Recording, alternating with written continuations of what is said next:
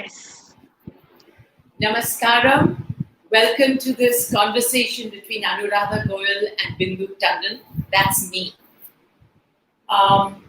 It's my great pleasure and honor to welcome Anuradha Goyal, writer, pioneer blogger about her inveterate travels, business innovation professional, and now explainer of all things related to ancient arts, craft, and engineering encased in India's living spaces.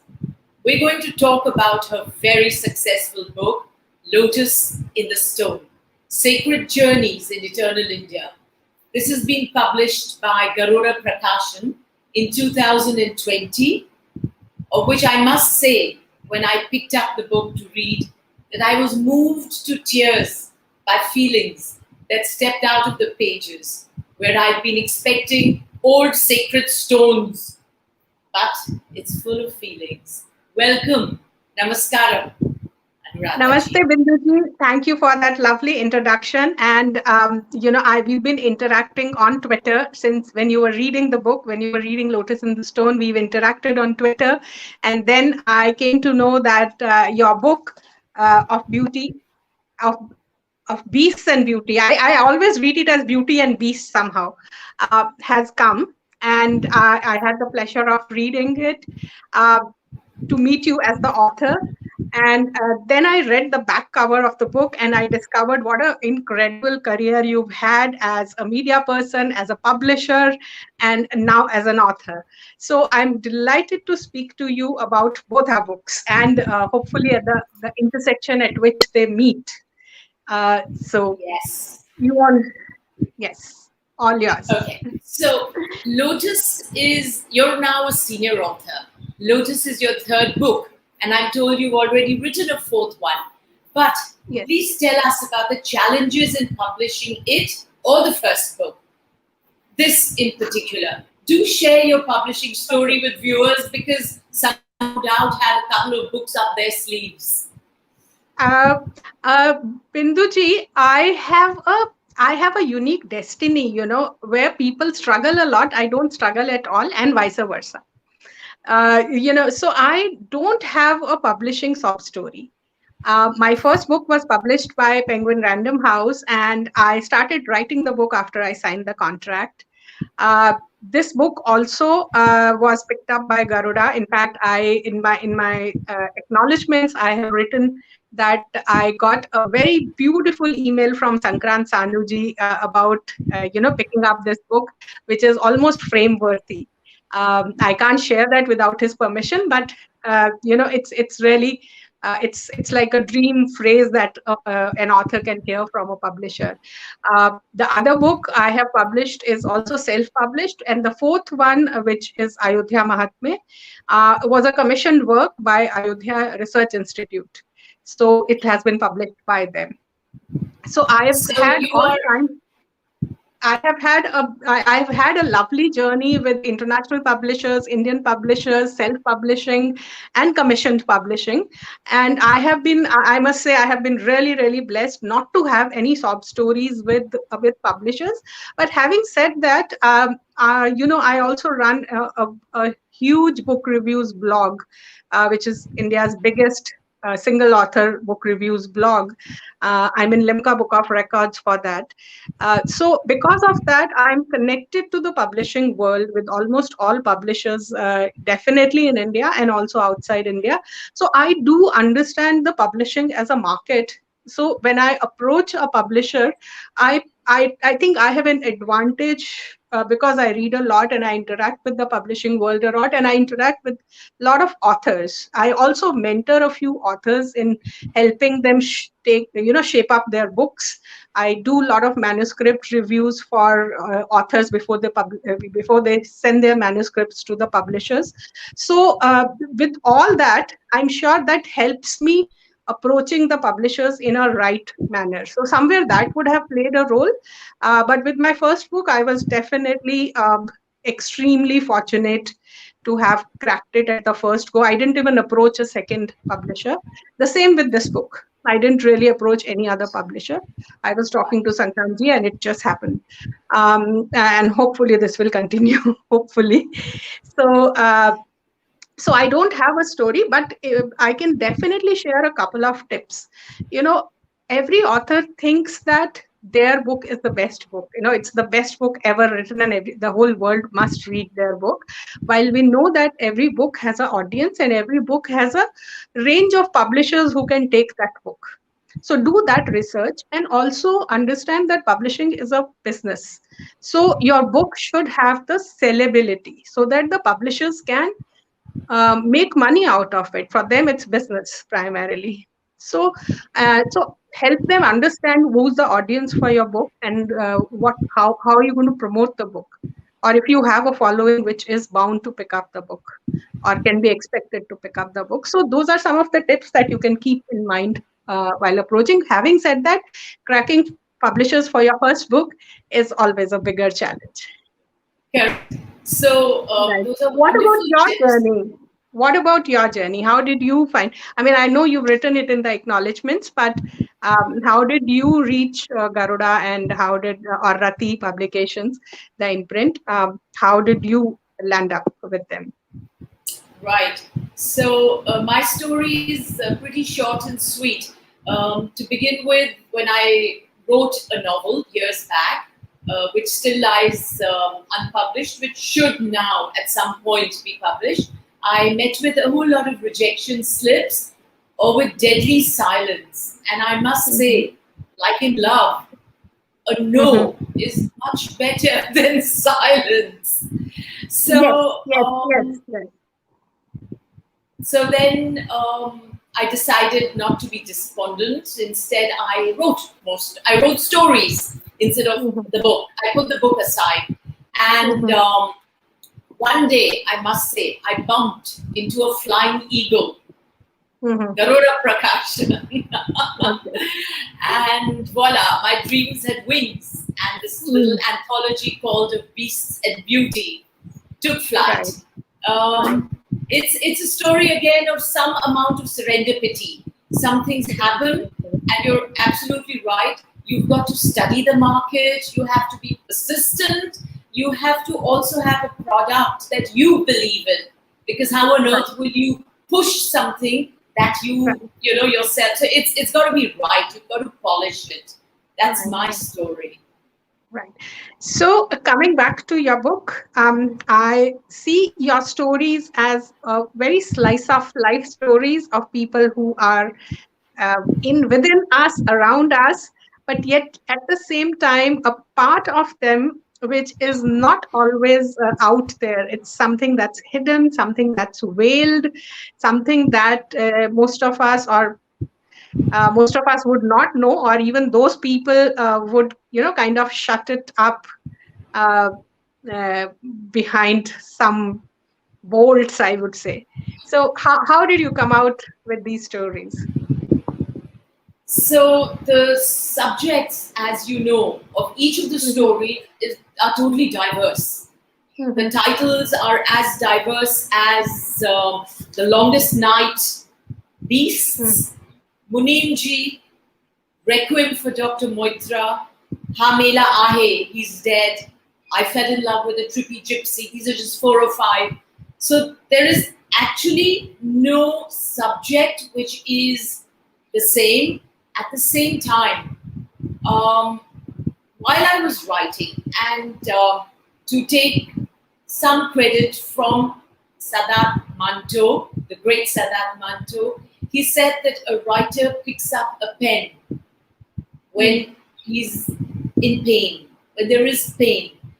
Um, so, to a certain extent, the world around is a troubling world, and Mhm. one way of managing it is to try to understand it. And I think writing about subjects which are around me, as you said, from the world around me and from my travels, has been a way of understanding it, of drilling into it. So while the characters in each one of them are performing their roles, which are uncomfortable sometimes, the whole effort is not to judge the good or the bad, but to try to understand what lies behind. In that sense, my stories are all of them a story, the stories of searching and trying to um, draw that thread of humanity that exists within It's people, amongst people. right. It's interesting that you mentioned your story, Munim Ji, which is about a woman who loves to do accounting or who's very good at accounting. And I found a resonance of the chapter I have on feminism in my book, which is about the fact that, everybody likes to think that women in business families, they have no role to play, or they're not allowed to do certain things. And the fact is that they do everything, they know everything. They sometimes, and a lot of times, they actually manage the accounts, and they probably know the financial statements better than the men who are handling things. A lot of times, it's not an exception, really. So I found a very good resonance of what I had said in the chapter on feminism in my book, in that story of yours. That's really amazing. Because your story, which your book, is also a book of stories. It's a book of your journeys. And in that, on your journeys, you have also found that a lot of stereotypes are bust. Things Yes. that you have heard from others or things that have been said are they just fall by the wayside because of your Absolutely. experience. And Right. that is the beauty of it. I'm going to ask you to tell us more about that. But before that, my story Munimji that you referred to is one of my favorites. It is a Mine too. story which it's a story which again emerged from this feeling that that that it takes is one nurturer. It Mhm. takes people within the family who value and nurture you to help you flower. In the Yes. case of the Munimji story, as you said, she was given an equal darza in her home.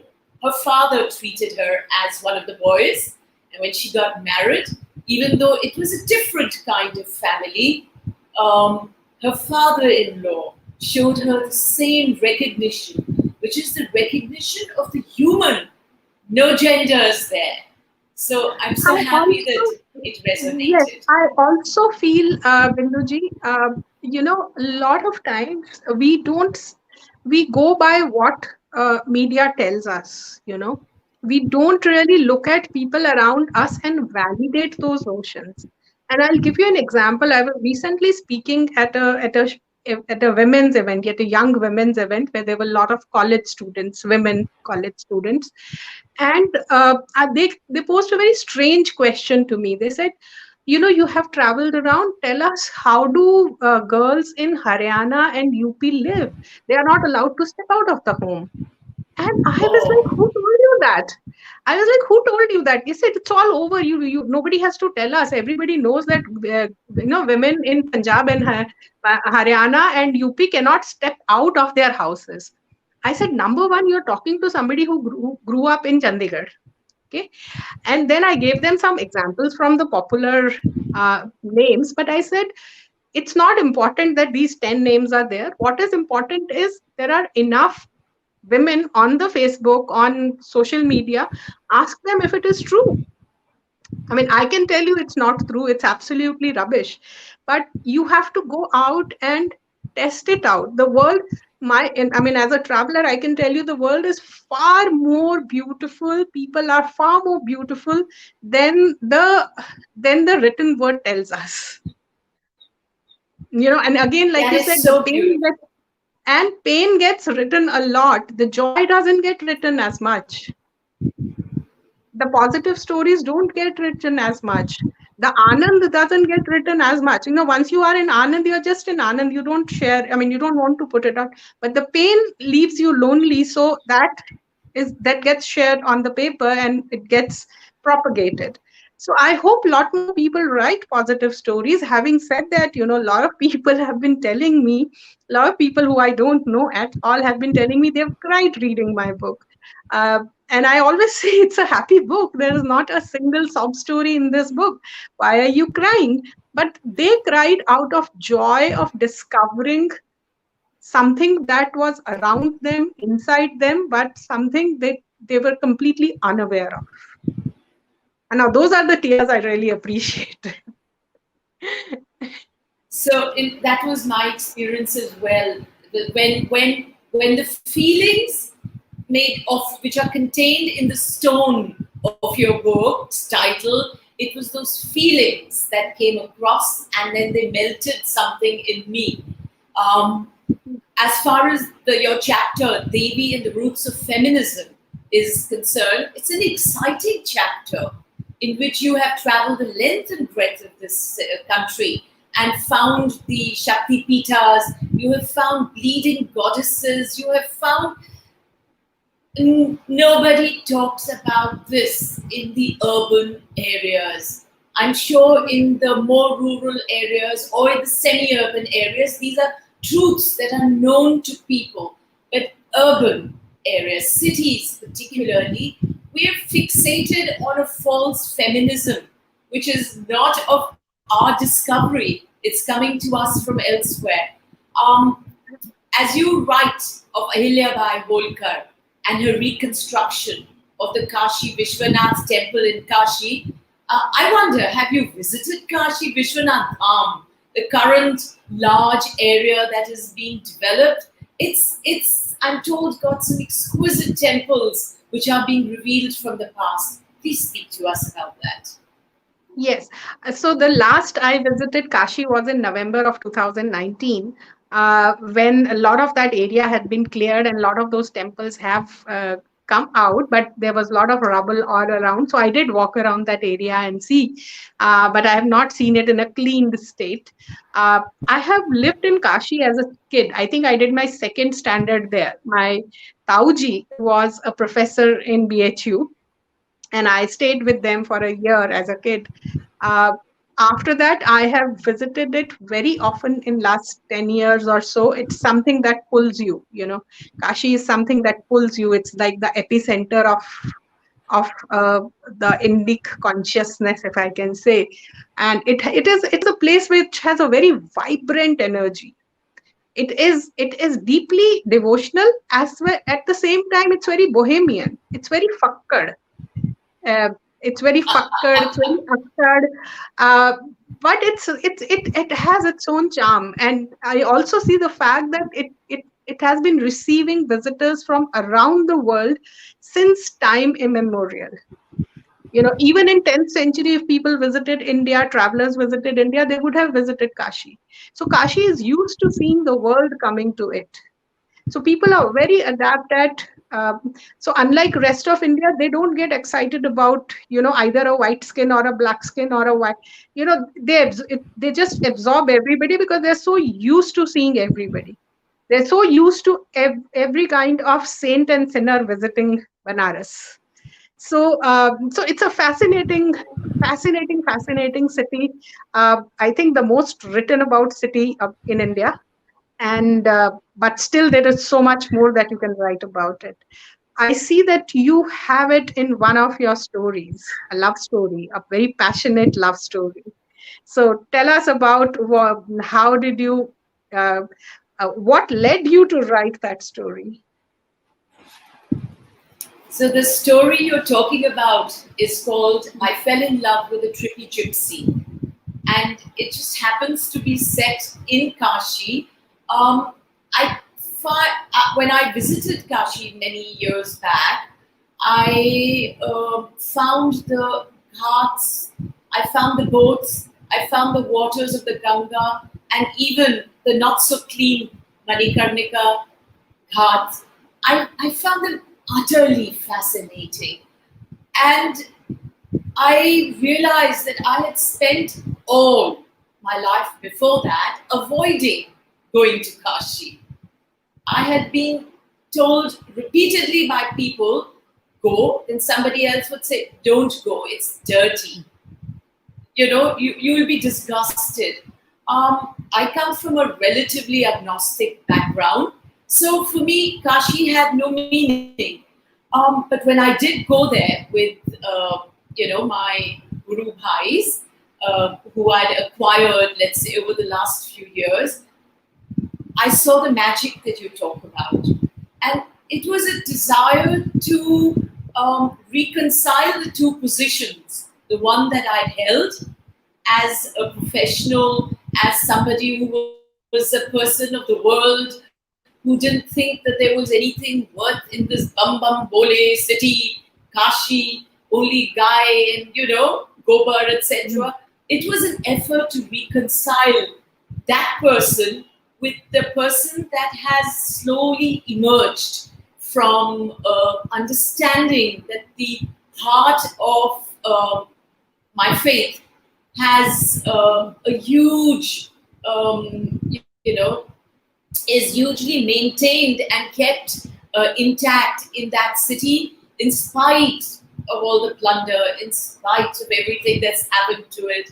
So the story deals with a young girl, a professional, who's selling water, and she's here on a conference. Her friends tell her, don't bother to go there at all, just go there at the right time, attend the conference and go away. But she gets there a day earlier, and then she discovers at the museum some incredible, artifacts. But more than that, she meets somebody with whom she has a passionate affair. And the story is about her discovery of her culture, of her land, and of her lover recognizing the beauty, but also not being able to see behind the dirt and the slime which is accumulated over the thousands of years. So this is my story of Kashi. In fact, anybody who tells me that Kashi is not clean Anuradha or ji, can you hear me? yes, I can.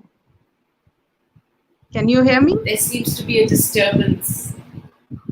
It will go away. Wait, it will go away. It will go away. Can you hear me? We just try to get her back online. No, I'm here. I'm here. I'm here. I'm here. Can you see me? You're not clear, Anuradha ji. Then it's a problem with your internet. Okay.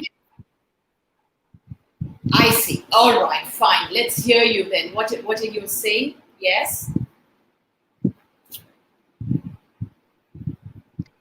Yeah, so I was saying that anybody who tells me that Kashi is not clean, it's disgusting, or it needs to be a certain urban standard, I always say you're not ready for Kashi yet. Anybody who cannot feel the soul of Kashi, he or she is not ready for Kashi. They need to wait and they need to do their sadhana before they can reach Kashi. So these are sacred geographies of India. These are sacred spots of India. In fact, temples are not even as important as the place itself. The place itself is sacred. It is the place to where Ganga becomes Uttar Vahini. If you really see the flow of Ganga, she's flowing southeast. But in Kashi, she takes a turn back. She looks back at her origin, and then she is flowing northwards. That's why she's called Uttar Vahini. And in common language, Banarsis say, "Yahan to Ganga bhi ulti behti hai." So and that's the significance. That's why it's that's one of the key significances of Kashi. That that's where Ganga stops and looks back at her origin. So Ganga is important. The place where the city today is, it used to be Anandvan. It used to be a huge one in which Shiva lived, or lives, continues to live. the ghats have come up over a period of time. There is a sacred geography of Kashi Kshetra. You can cover it on Panchkroshi Yatra, which is about 75-kilometer circle that starts from the Ganga Ghats, goes all around the Kashi Kshetra and comes back to Ganga Ghat. I have written about it on my blog in detail, and so it's a very very sacred. It's the most sacred point in the sacred geography of India. So yeah, that's where it is. But what I found fascinating was that your protagonist in this story is selling bottled waters, and I at some Yes. point in time did sell bottled water when I worked for Coca-Cola India. Not What a many people coincidence. know that or remember that. I remember that. And Oh, okay, that brings me to the story of sculpture. Of course, my book talks about a lot of sculptures around the country and how they've come about. But you have a story which talks about the dilemmas of somebody who wants to pick it up as a vocation today. yes. Tell me what led you to think about it, because I'm very happy you thought about it, because we need youngsters to pick it up as profession, and this needs to become a profession which is viable for this art form to sustain for future. But I'm curious to know, how did you think about this story, or what led you to write this story? So, sculpture is about a young person again in the city of Bombay uh, who has a calling. It's something from inside her, Mhm, which has moved her, pushed her towards sculpture rather than art or painting or mhm, a different kind of creative expression. mhm, And mhm, when she does join this rather eminent college, she finds that the teachers, the professors are not up to it. That there mhm, is the craft itself, that there is a prejudice against a mhm, woman's mhm, sculptor, that there is no material available. She runs into unforeseen difficulties. This was a calling. Some voice from very far in her life, or something in the spirit of our country, had literally entered her. It's mhm, mysterious. I like to think that a lot of the instincts for my stories have this mystery in them. So she decides to, do something. She's scared of sculpting the human body, considering that she visits the Maharaj Shivaji museum here, and she sees so many of the beautiful Mysore wooden sculpture pieces. She sees the Chola bronzes, and they're all glorious in their nudity. They're all glorious in their form and shape.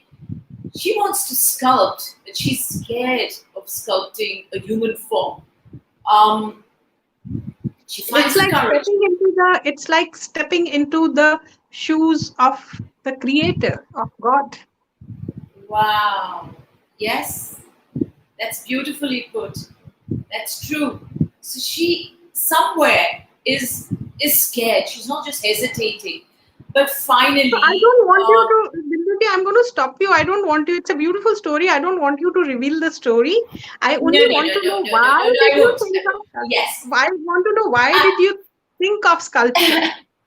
Right. So this is the reason why I wrote the stories, because I was puzzling about the unavailability of beautiful pieces of sculpture, and I've been to places all over the country looking for them, but the facial expressions are inadequate. The marks on the body are half cuts. There is no finesse.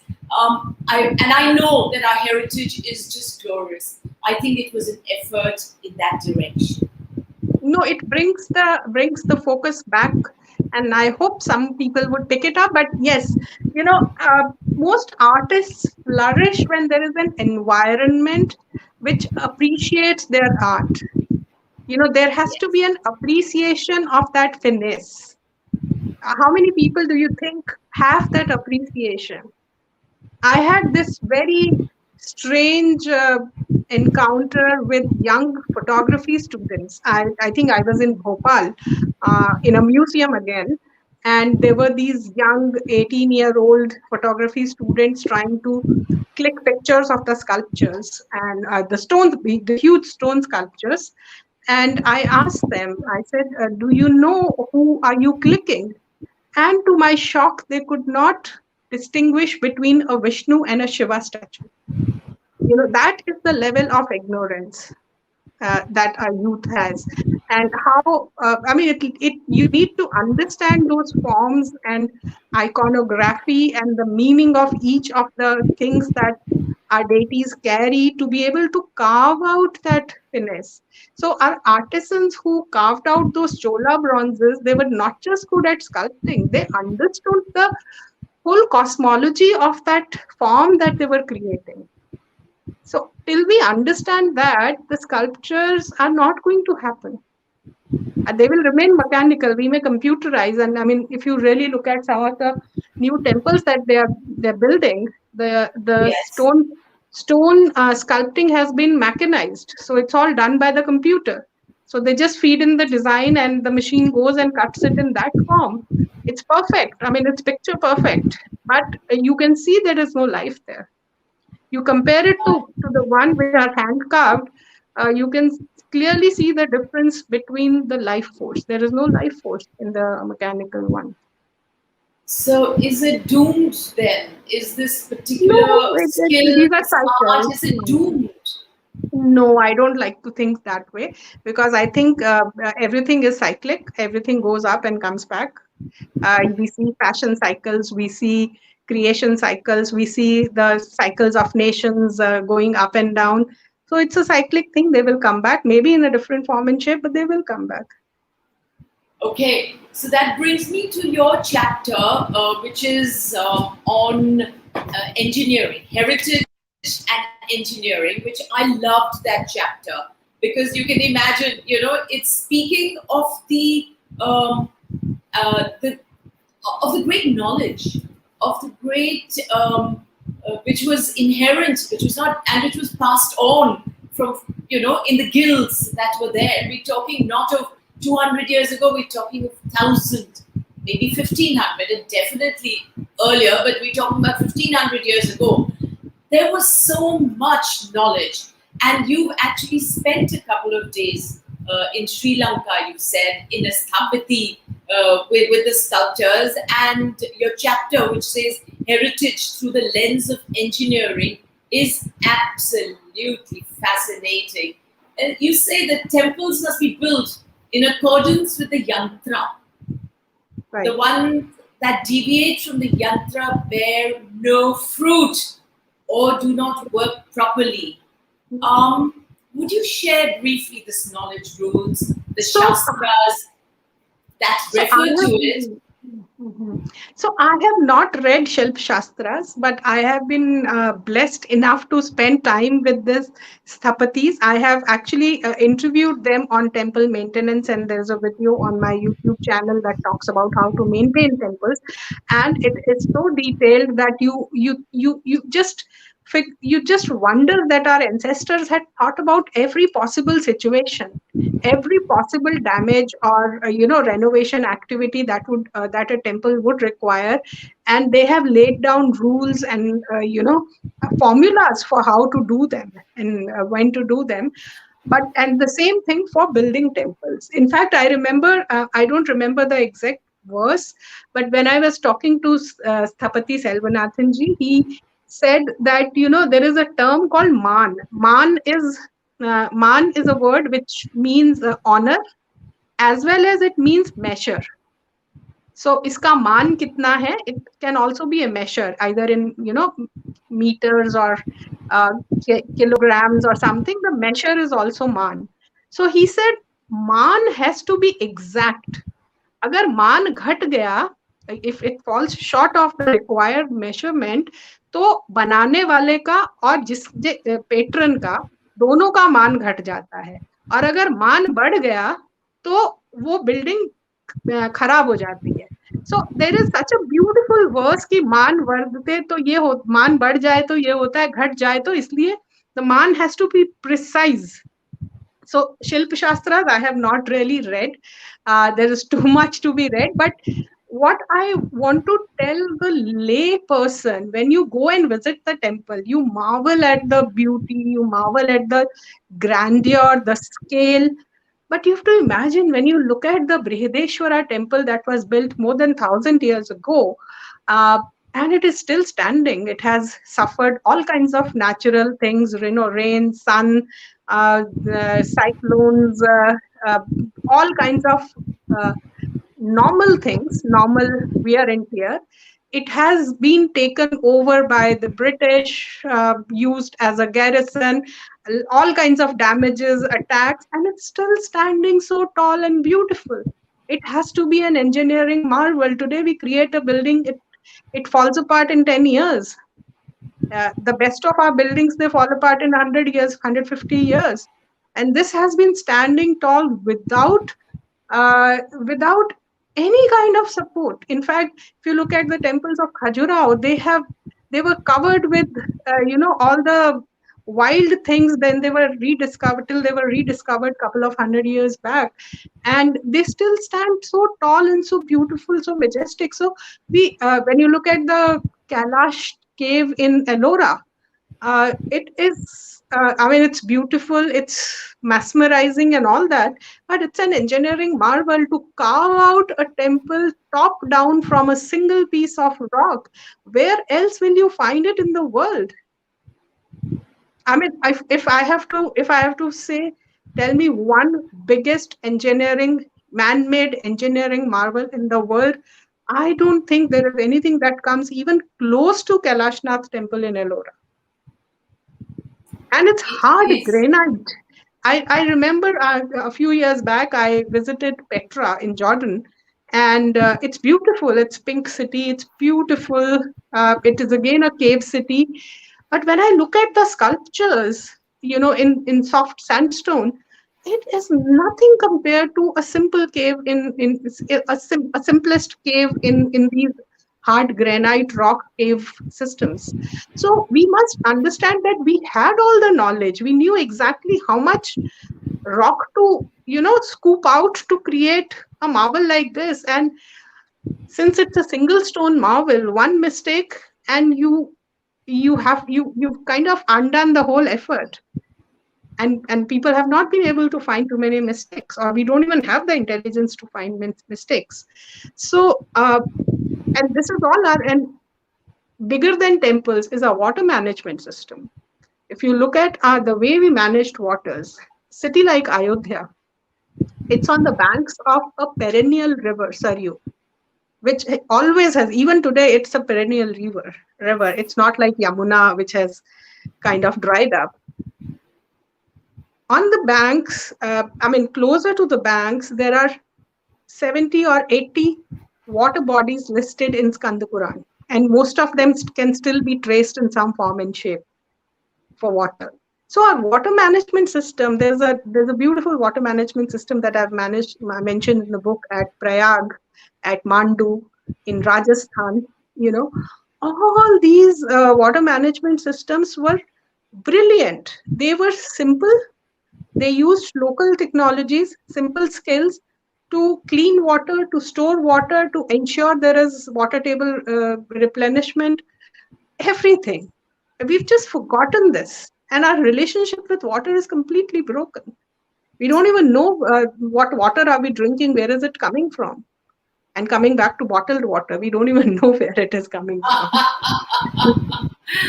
Why? So, Why so are I want people to look at India also through an engineering lens, and I hope some engineering institutes start studying them as part of their curriculum. so that was my next question. That you're now an influential author. You're also part of so many different groups. is there no initiative that you are seeing, or any initiative that can be taken by a collective? I'm willing to join you in this. I'm not aware of it, Binduji. I'm pretty much an independent person. If somebody Okay. invites me to be a part of a project, I contribute in whatever capacity possible. Otherwise, I'm independently researching everything that I can and putting it out in a format which is easily understandable by a lay person. if Correct. if if there is if there is some contribution I have made, that would be to be the bridge between the world of scholars and the layperson's world, because they are absolutely mutually exclusive. The scholars are not bothered about people outside their own circles, and the layperson has no access to that knowledge. uh, and there has to be a bridge for them to understand. So if at all I'm playing a role of that mediator, which opens up some windows of the scholarly world and research for the layperson in a language that a layperson understands, easily understands, because scholarly language tends to be very, very technical, which kind of puts off somebody who knows nothing about the subject. That's what I'm doing. So if there is somebody who's doing it, I'll be very happy to give my inputs or help.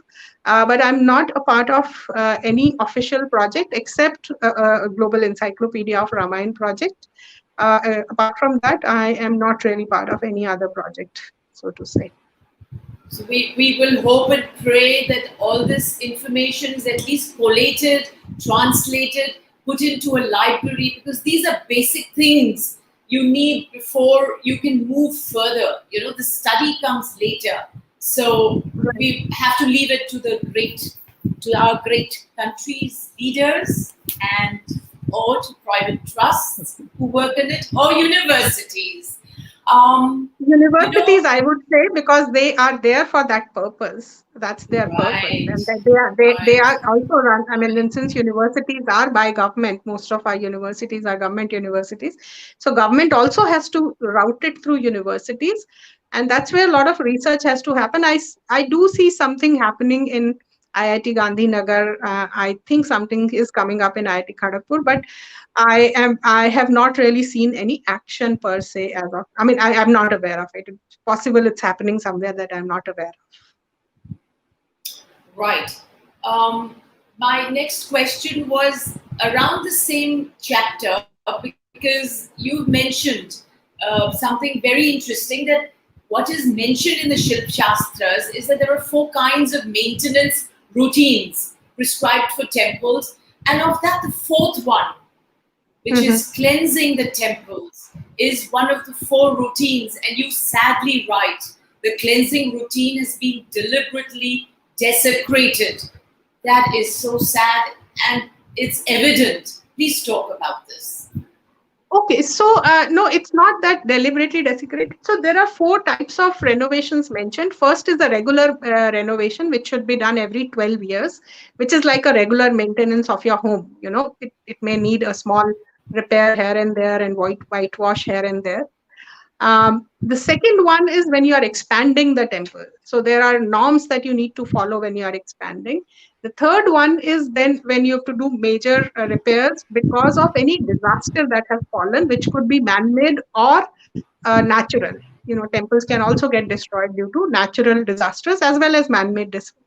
And the fourth one is when the temples have been deliberately desecrated. So there are prescribed ways to kind of purify the temple, recharge the temple, and restart the temple.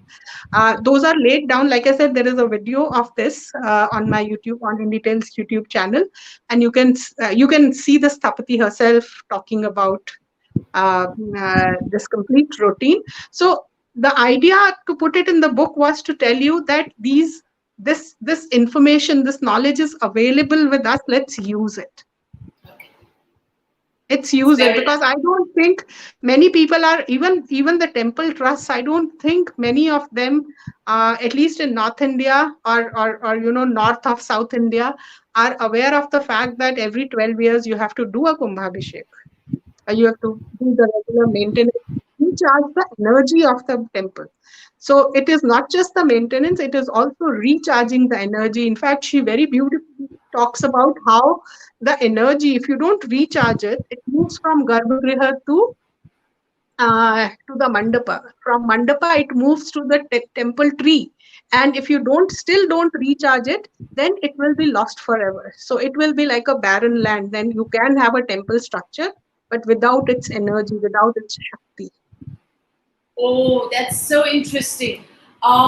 I don't know if have you read that story of mine, which is called the Leopard Diaries, which Yes, is deals with something like this.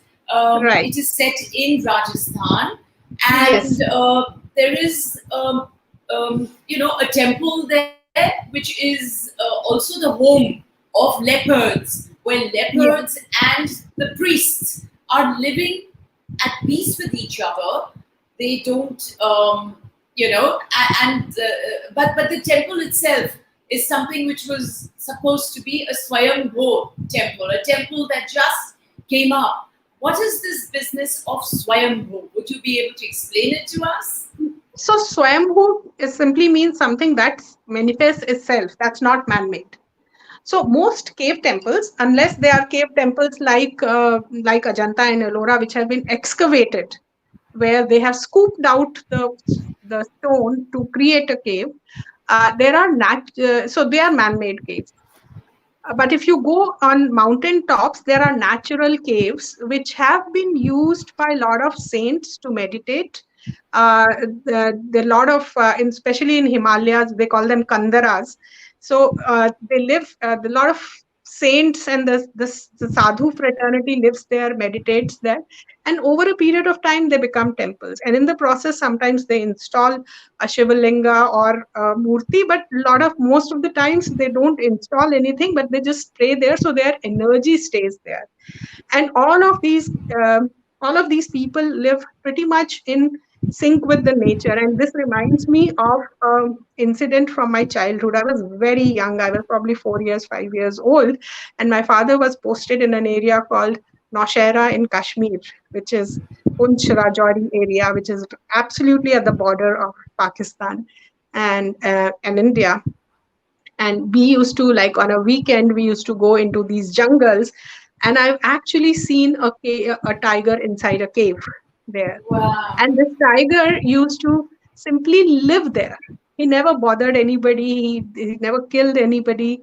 I don't even know if it was a he or a she, but there was a Durga murti, and there was a Durga cave rather, and the tiger would just go and live there. And That's and the villagers around would simply tell you that aaj sher wahan hai. That's it. So it's very, very common for it was very, very common, and it is still very common in high up in the mountains. I hope we can bring it back to some extent in our urban lives. So this particular story that I've written about the coexistence between man and animal, that Right, place itself has been covered by Nat Geo in a documentary. I learned that after I'd written the story.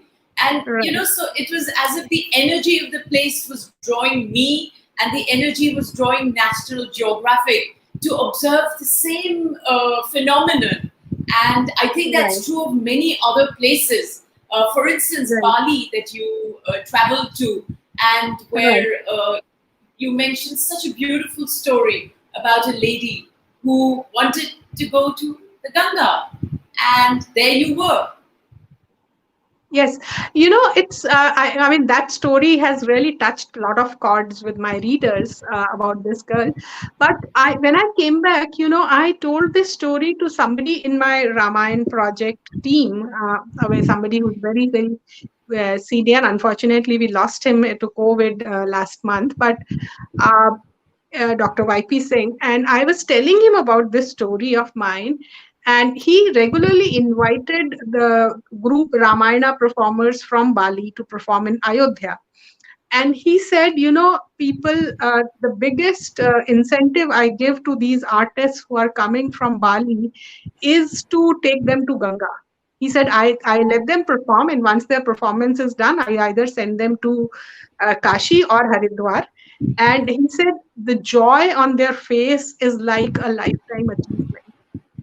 So I had just experienced the yearning, but here I heard the story of the joy when that yearning is answered. He said, I have never, the biggest, you can give them any amount of money, it doesn't really matter. But the joy they have when they take a dip in the Ganga is is is beyond words. Beyond words. So, Anuradha ji, I have to say this, that you have in your book managed to bring together these various strands of belief, of faith, of memory, which exists all over the world of our civilization, which is encased in, encapsulated in these various stories, in shastras that we don't even really know about. We know a few epics, we know maybe of an Upanishad, but the stories that have been created around these bodies, you have, traveled the length and breadth. A very interesting, narration that I want you to share with us is how, when you go to, let's say, Braj or Mathura or Dwarka, Krishna, the same Krishna, is given a different name, and they're not concerned about his other roots. Would you share with us? I think we have Yeah. a few moments. Yes, Yes. but I So, want you to share with us. yeah, this Yes. chapter is called History Belongs to the Geography. You know, so Krishna is Krishna across India. But when we go to, I mean, I've written in detail, so I would want people to go back and read it. But to give you a snippet Correct. of it, Very uh, briefly. Krishna, Yes. Krishna in Braj is always seen with Radha. In fact, Radha is supreme. If you go to the Braj area, the greeting, the hello, and the bye, and the excuse me, and the gali, everything is Radhe Radhe. Even if somebody has to scold you, they'll say Radhe Radhe. So everything is Radha. Everything is Radha there. You come down to Dwarka, it becomes Krishna and Rukmani, Dwarkadhish. It's not even Krishna. He is either a Ranchod Das or he is Dwarkadhish. Krishna is not the name really used. And he's always with Rukmani. Rukmani is the queen there. And when you go to Puri, all the consorts take a back seat and it's the siblings. It's the Balram, Krishna, and Jagannath. In fact, there he's not even called Krishna, he's called Jagannath, Balram, and Balbhadra and Subhadra. So, these, my sense is that these places have seen these stories. The way they have seen these stories, they've maintained it as a memory.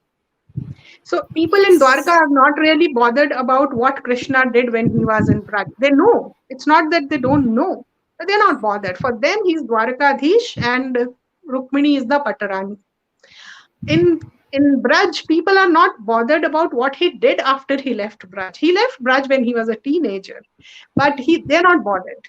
For them, he remains in their memory as their Sakha, as the Gopal, as a Gopalak, as a Gwala who fooled around, who played in Yamuna, who played in the Braj ki Raj, who was friends with everybody, who was Radha's Krishna. So that's how the memories continue to live. So for me, that is Yes. fascinating. Even Ramayana, the way South Indians see Sri Ram is always Kodandaram, while in Kodandaram means the one who's holding the bow, the Ram with the bow. While the north of India, he is always Raja Ram, or he is, or Ram Lalla in Ayodhya. He's Ram Lalla, is a baby because he was born there. So that's how the history belongs to the geography there. But having said that, in whatever 2-3 minutes we have left, I must say that you are carrying forward the tradition of storytellers. This is I like in my book, I say that, it's the stories that bind India together. It's the stories which are commonly understood across the country that bind India together. And with your stories, you're carrying forward that tradition. It's amazing that you say so, because it just struck me while you were talking about water bodies that in maybe 8 or 9 stories out of the 13, there are water Mhm. bodies that are a living character. So in Samer, for instance, the whole action is in the Arabian Sea on Carter Road. In the first story, we have a swimming pool that has an Yes, yes, important role to play, and in Muninji we have the Narmada. It it's interesting because somewhere I think the element of water and storytelling are linked in a very nourishing way. yes. So water is the first element we need to live. So civilization came around the water bodies, around the rivers, around, you can't have a civilization without water. It's these days that we have cities like, some of the big cities we have without a river in them, or without a self-replenishing water Yes. bodies, because we are depending on these piped waters. But traditionally and around the world, the civilizations have come around water bodies. So water is integral to human civilization. Civilization. Right. So, So Anuradha ji, there are a couple of questions. sure. Sorry, would you like to say something? Yeah, that's what I wanted to say. Let's take questions if there are any. We don't have much time, so there's a question for me, which is somebody wants to know that are the stories in the book of Beasts and Beauty inspired from real stories, or they're mostly fiction? I This also is the want to know last that. one. Nakul Sharma. So Nakul Sharma ji, my stories are fiction, but they've been written in a sort of dreamlike state. They've been written from snippets of life around me. So this is the intersection of what happens to a real life event once it enters, a creative field. It churns and becomes the story that you finally see. The beginning, the hook is very different. I hope that answers your question. Anuradha Goyalji, there's one question for you which says, does the lotus in the stone cover sites from all over India, including Northeast India? Yes, it does. Yes, it does. It does touch Northeast India. I'm yet to explore three, four states of Northeast India. So obviously, I have not gone there. But the ones I have gone, they're definitely covered. In the engineering section, I think I mentioned the route bridges of Meghalaya. I do mention Kamakhya. So yes, definitely they are there. And whatever I have seen in India is there. Fantastic. So I think we're almost at the end of this conversation. I just want to say that for all the people who've been listening, this book is Sacred Journeys in Eternal India. It's not about temples. Okay. So It is I about can't what's fit both of them around in. the temples. Anuradha ji is unafraid to interrogate tradition, to question rituals, to wade into ruminations on dharma, on varna, and even the need to visit temples. So please read the book. You will find that there is so much in it that will help you bring the threads of your faith together, or your lack of faith together. You will be on a journey for life.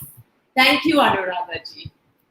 And I would say pick up this book to see a side of human nature which is within us, but which we are probably not aware of all the time, and they make you aware of that.